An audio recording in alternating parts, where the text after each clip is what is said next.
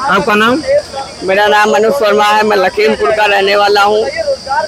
आप लोग यहाँ क्यों आए हैं और किस मुद्दे पे प्रोटेस्ट हो रहा है? हम लोग यहाँ जो नीट का पेपर हमारा लीक हुआ था, उसमें कई बच्चों ने, हमारे साथियों ने आत्महत्या की और कई बच्चों ने अपने माँ बाप का साथ छोड़ा। उसी के साथ में यही प्रोटेस्ट हमारे कॉकरोच जनता पार्टी के द्वारा हो रहा है।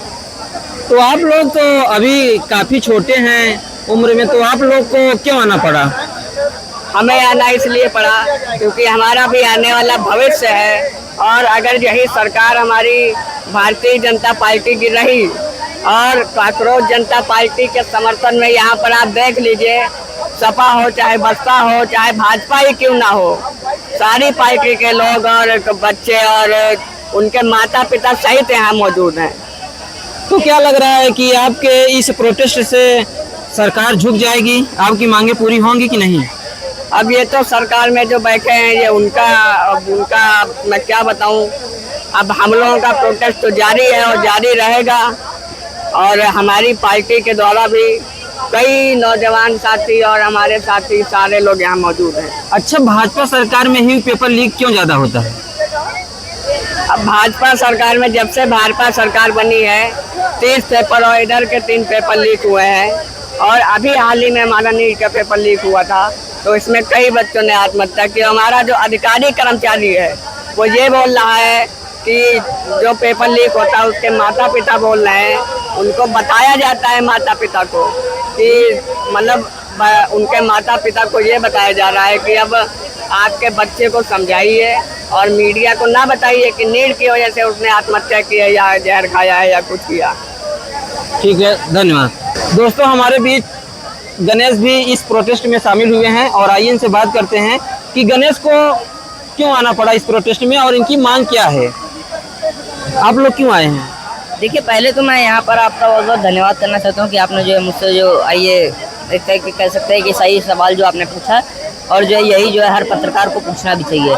और जो है मैं यहाँ पर इस वजह से शामिल हुआ क्योंकि ये भारतीय जनता पार्टी लगातार नकारात्मक राजनीति जो कर रही है, मैं इस वजह से यहाँ पर प्रोटेस्ट में शामिल हुआ। और मैं तो यही कहना चाहता हूँ कि जो इतना सब देखने के बाद भारतीय जनता पार्टी अगर ना समझे तो वो तो बिल्कुल बेशरम पार्टी बन चुकी है। क्या लगता है कि इस प्रोटेस्ट से आपकी मांगे पूरी हो जाएंगी?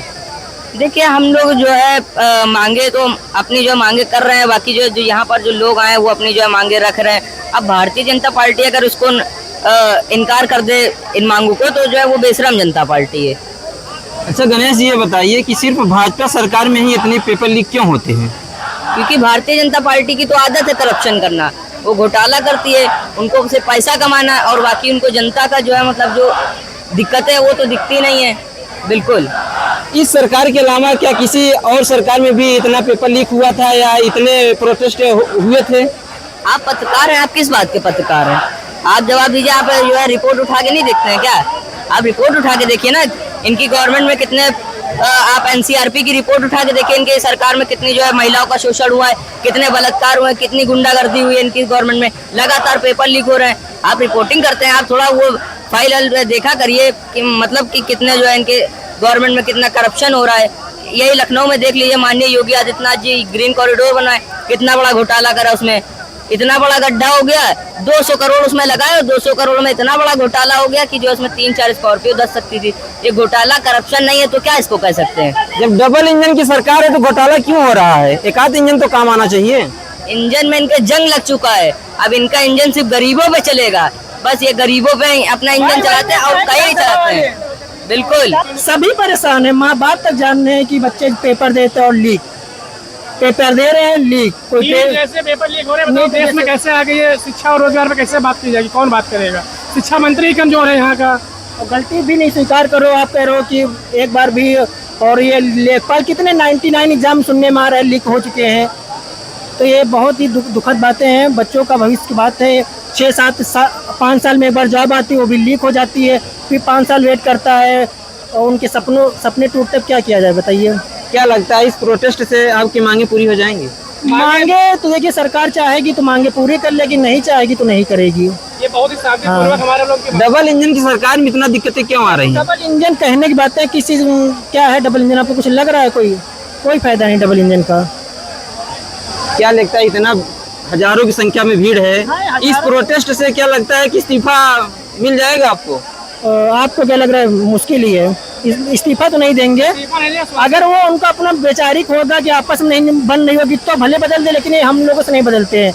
जैसे अभी नंदी जी ने वो दे दिया अपना, ले लिया गया इस्तीफा उनसे, तो उनका अगर विचार नहीं पड़ रहे तो इस्तीफा जाता है, और यहाँ हम लोगों की केवल ऐसे ही बस दिखा दिया जाता है। आपका नाम? राजन मिश्रा। क्या मुद्दा है आपका?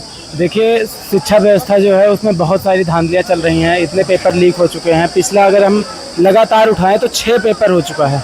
दिल्ली पुलिस दिसंबर में एग्जाम हुआ था, उस पर आरोप लगा था 15-15 लाख में सीटें बिक गई, उसकी कोई जांच नहीं हुई। होमगार्ड का पेपर इतना टफ आ गया, उस पर कोई जांच नहीं हुई। यूपीएसआई का 400 में 370 कट ऑफ गई है 93% पे। कभी ऐसा हुआ है 93% पे कट ऑफ जाए? हम लोग अगर आवाज़ उठा रहे हैं, हमें शक है तो आप जांच करो, लेकिन जांच के लिए कोई आवाज़ नहीं उठाई जा रही है। अभी लेखपाल का पेपर हुआ है 21 मई का। हम लोग जो हैं पैसे नहीं दे रहे हैं तो हमारा पेपर 2 घंटे का हो रहा है। जो पैसे दे रहे हैं उनका पेपर 5 घंटे हो रहा है, और पूछने पर कोई जवाब भी नहीं दिया जा रहा है, तो इसकी जांच नहीं हो रही है। और एसएससी जीडी का पेपर लीक हुआ है बाराबंकी लखनऊ 24 मई 25 मई को तोड़फोड़ हुआ है। अगर आप जांच नहीं, देखिए, आप अगर इतने निष्पक्ष हैं तो आप जांच करवाइए, बच्चों की आवाज़ सुनिए। लेकिन पिछले हमें लगता है 2022 से प्रोटेस्ट हो रहे हैं। 22 के बाद से केवल एक प्रोटेस्ट ऐसा सफल हुआ है, जो इससे पहले वाली पुलिस भर्ती थी, उस पर री एग्ज़ाम के लिए यही प्रोटेस्ट हुआ था। नवीन शर्मा सर आए थे वहाँ पे मेन, फिर वो प्रोटेस्ट केवल सफल हुआ था। लेकिन 6-7 प्रोटेस्ट हो चुके हैं, उनमें से केवल एक प्रोटेस्ट सफल हुआ है। तो क्या ये हमारा लोकतंत्र है? आप लोग ये सोचिए, आप प्रोटेस्ट के लिए आप परमिशन लेते हैं सरकार से, लेकिन वहाँ पर वो लोग ये नहीं सोचते हैं, ये बोलते भी नहीं हैं कि परमिशन लें, लेकिन रिजल्ट क्या आएगा? कि आप लोग रिजल्ट उसमें बताएंगे कि नहीं बताएंगे? कि मतलब हम लोग प्रोटेस्ट कर रहे हैं, 5 बजे चले जाएंगे, उसके बाद फिर तुम लोग शांत बैठोगे, तो इसका क्या मतलब हुआ? कि आप कोई आवाज़ ना, आपके कान तक आवाज़ नहीं जा रही है। अगर आपकी मांगे नहीं पूरी हुई तो आप लोग क्या करेंगे? देखिए, नहीं पूरी होंगी तो फिर से प्रयास किया जाएगा, लेकिन ये प्रोटेस्ट रुकेगा नहीं। पीछे हम लोग, देखिए, हम लोग भी बच्चे हैं, हमारी परेशानियां हैं। परेशानी जब तक शांत नहीं होगी तब तक हम लोग शांत नहीं बैठेंगे। फिलहाल हम ट्राई कर रहे हैं कि शांतिपूर्ण तरीके से हो, तोड़ फोड़ ना मचाया जाए, विरोध कोई ऐसा ना हो जिससे अव्यवस्था फैले, भारत पर कोई इफेक्ट आए, ये लोग हम नहीं चाहते हैं। इसलिए शांति से कर रहे हैं। आज नहीं होगा तो कल होगा, परसों होगा, परमिशन बार बार लिया जाएगा, लेकिन प्रोटेस्ट होगा, बार बार होगा। क्या लगता है, ये सरकार में कमियां हैं या कहीं और से? देखिए, सरकार में कमी नहीं है, लेकिन सरकार सुधार नहीं कर रही है, इसलिए कमियां हैं।